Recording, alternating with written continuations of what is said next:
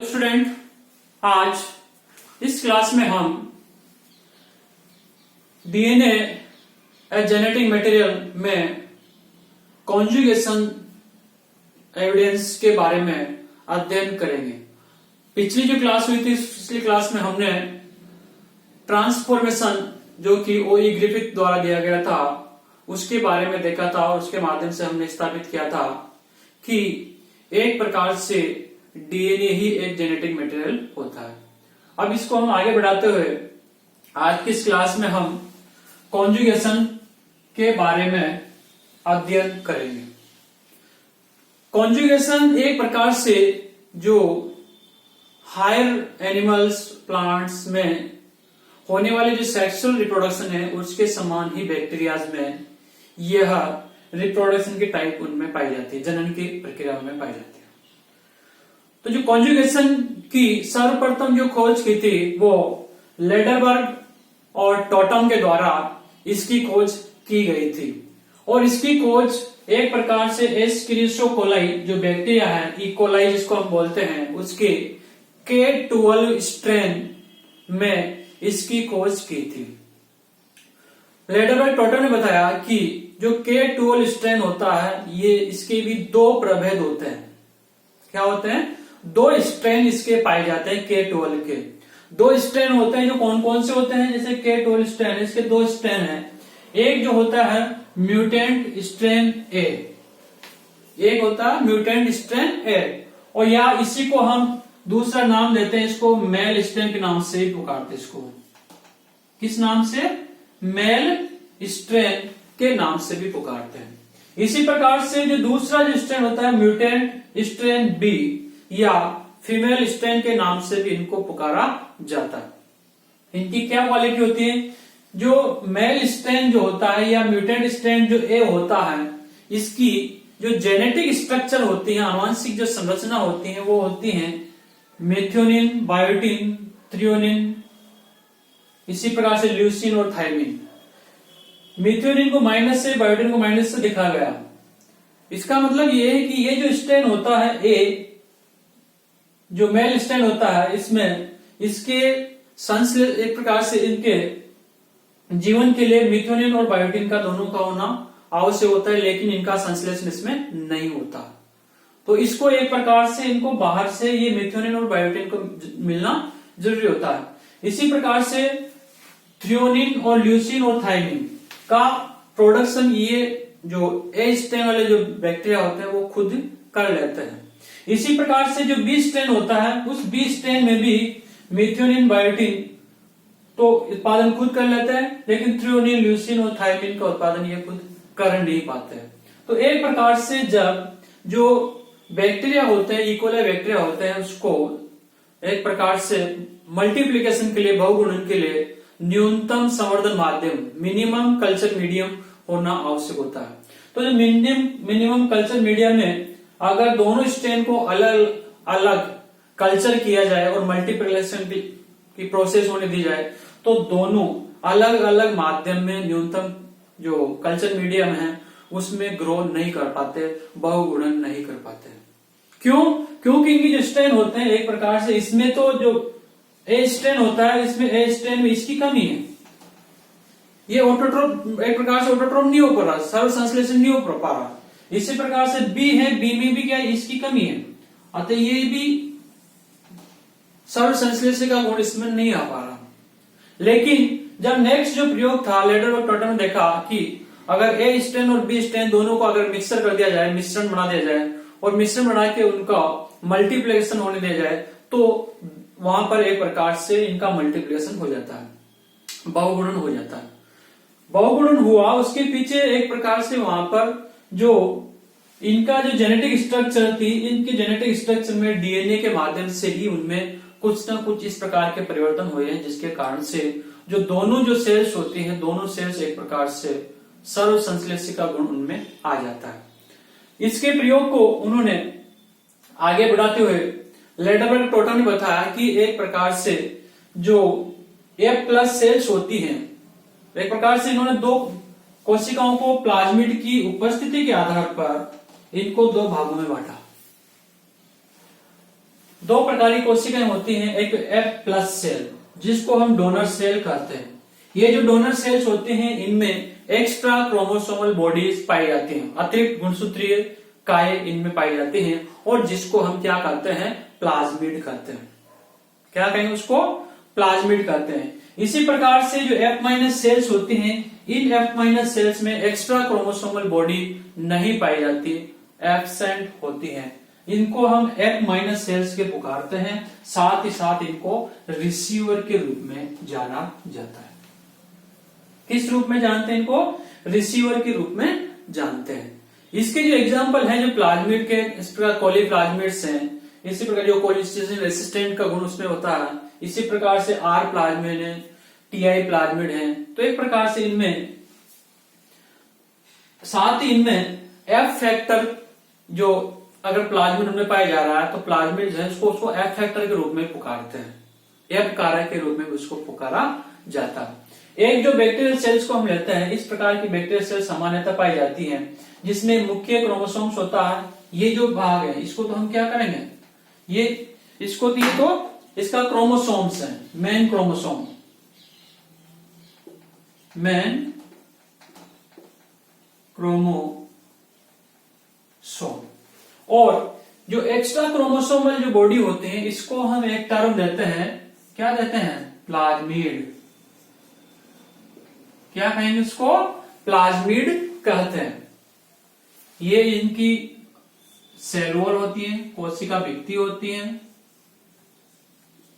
और कोशिका भित्ति में एक प्रकार से पिल्ली पाई जाती है, पिल्ली। ये जो पिल्ली है, ये पिल्ली ही एक प्रकार से इनमें कॉन्जुगेशन की प्रोसेस के लिए कॉन्जुगेशन ट्यूब का निर्माण करने का कार्य करती है। तो ये संरचना किसकी होगी, F प्लस सेल्स की, जो डोनर सेल्स की होगी। इसी प्रकार से जो रिसीवर सेल्स जो होती हैं, जिसको F माइनस सेल्स आप कह रहे हो, इस F माइनस सेल्स में यहां पर एक्स्ट्रा क्रोमोसोमल बॉडीज एब्सेंट होती है। तो एक प्रकार से F माइनस सेल्स क्या करती हैं, ग्राही के रूप में कार्य करते हैं, रिसीवर के रूप में कार्य करती है। कब, जब इनमें कॉन्जुगेशन की प्रोसेस संपन्न होती है, संयुग्मन की क्रिया इनमें संपन्न होती है। अब संयुग्मन के लिए हम क्या करते हैं, इस प्रकार से हमने दो सेल्स ले ली, F प्लस सेल ले ली और F माइनस सेल ले ली, मींस डोनर सेल और रिसीवर सेल, दो प्रकार के सेल हमने ले लिए और इनका मध्य क्या करते हैं हम, कॉन्जुगेशन, एक प्रकार से इनको मिश्रण कर बना देते हैं। क्या बना दिया हमने, मिक्सर बना दिया, दोनों को साथ साथ लेके आ गए। दोनों को साथ साथ लाने के बाद में जो F प्लस सेल्स होती हैं, उस F प्लस सेल्स की जो पिल्ली होते हैं, वो जो लेटरल पिल्ली होती है, ये इस भाग की, ये लेटरल पिल्ली एक प्रकार से उस रिसीवर सेल के क्या साथ क्या बनाते हैं, ये कॉन्जुगेशन ट्यूब का निर्माण करते हैं।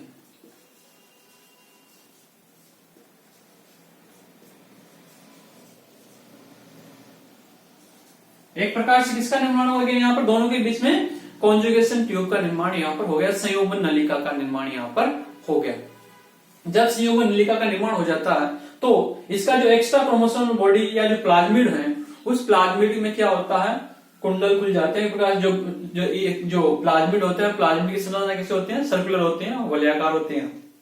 इस वलय में क्या होता है, कट बन जाते हैं और वलय खुल जाते हैं। तो एक प्रकार से इसमें 3 डेज एंड और 5 डेज एंड दो भाग बन जाते हैं।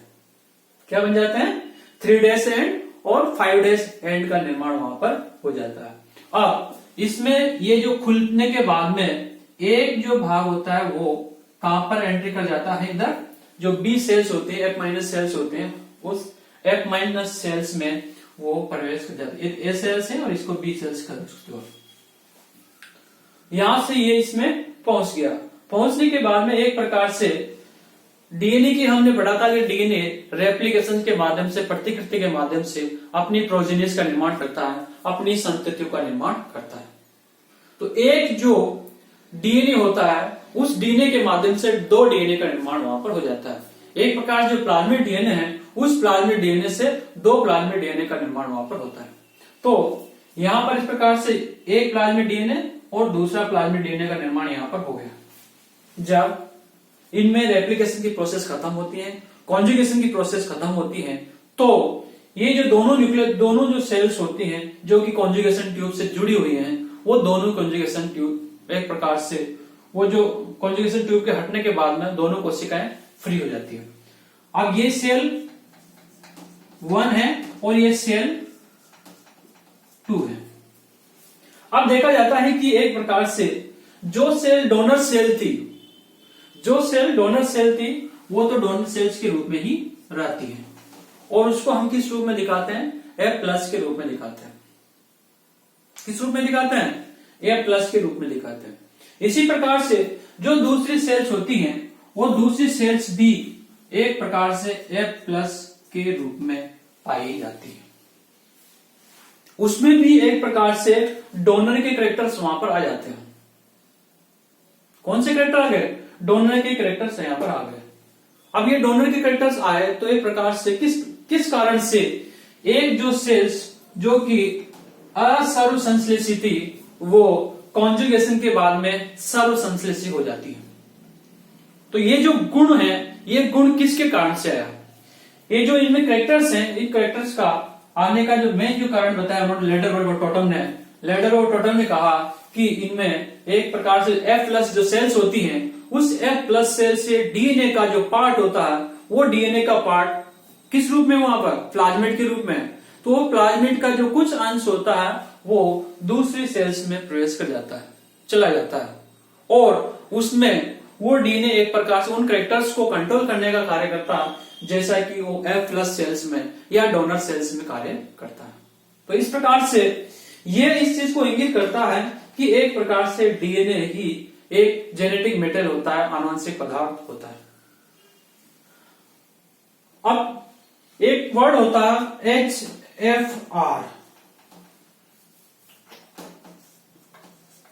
HFR सेल्स, या इसको हम स्ट्रेन के नाम से पुकारते हैं। क्या होते हैं HFR स्ट्रेन? HFR स्ट्रेन एक प्रकार से डोनर सेल्स ही होते हैं, लेकिन इनमें हाई फ्रीक्वेंसी ऑफ रिकॉम्बिनेशंस, क्या करेक्ट होता है इनका? High frequency of recombination.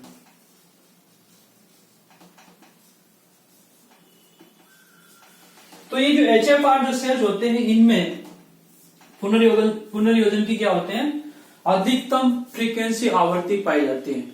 एक प्रकार से HFR सेल्स और इसी प्रकार से F+ सेल्स में कॉन्जुगेशन कराने के बाद में कराते हैं तो जनरली हम देखते हैं कि होना क्या चाहिए?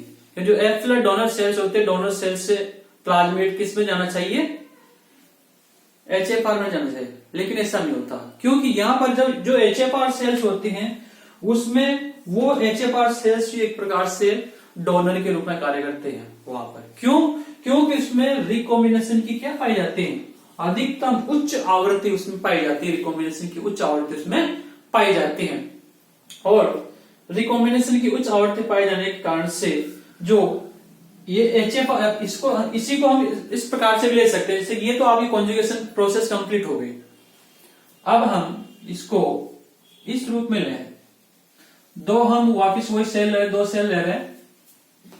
एक जो सेल्स हैं वो HFR के रूप में कार्य कर रही है और दूसरी F+ के रूप में कार्य करती है। तो एक प्रकार से HFR में क्या होता है कि जो इनका जो प्लाज्मिड होता है वो प्लाज्मिड इन्हीं के जो मूल क्रोमोसोम्स होता है उस मूल क्रोमोसोम्स के साथ क्या होता है? वो अटैच्ड रहता है, जिसको हम एक वर्ड देते हैं एपिसोम्स। क्या देते हैं उसको वहां पर? एपिसोम्स। तो यहां पर एक प्रकार से इसमें ये जो क्रोमोसोम होता है हाइब्रिड क्रोमोसोम है, एक प्रकार से संकर गुणसूत्र है यहाँ। तो इसमें से क्या होता है, जब ये दोनों का कॉन्जुगेशन होता है तो कॉन्जुगेशन के दौरान इसमें से जो जिसका एपिसोम्स होता है, एक्स्ट्रा क्रोमोसोमल बॉडी होती है, वो एक्स्ट्रा क्रोमोसोमल बॉडी क्या होती है? पृथक हो जाती है और पृथक होकर इसमें प्रवेश कर जाती है। किसमें? F+ सेल्स में प्रवेश कर जाते हैं। और इस प्रकार से जो लास्ट में जो सेल्स बनती हैं उन सेल्स में ऐसी स्ट्रक्चर वहां पर पाई जाती है। क्यों? क्योंकि ये जो F प्लस जो सेल्स होते हैं उस F प्लस सेल्स में भी क्या होता है, उसमें हाई फ्रीक्वेंसी का करेक्टर्स वहां पर, हाई फ्रीक्वेंसी ऑफ रिकॉम्बिनेशन का करेक्टर वहां पर उसमें आ जाता है। तो इस प्रकार से वहां पर दो प्रकार की सेल्स बन जाती हैं जो कि कैसी होते हैं, HFR होती हैं। कैसी होगी वो, HFR होती है।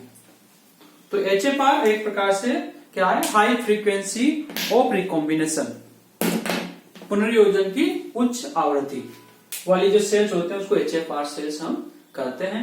तो इस प्रयोग के आधार पर लैडर और टोंटर में क्या कहा कि जो डीएनए होता है वो डीएनए क्या होता है, एक जेनेटिक मटेरियल के रूप में कार्य करता है। Thank you.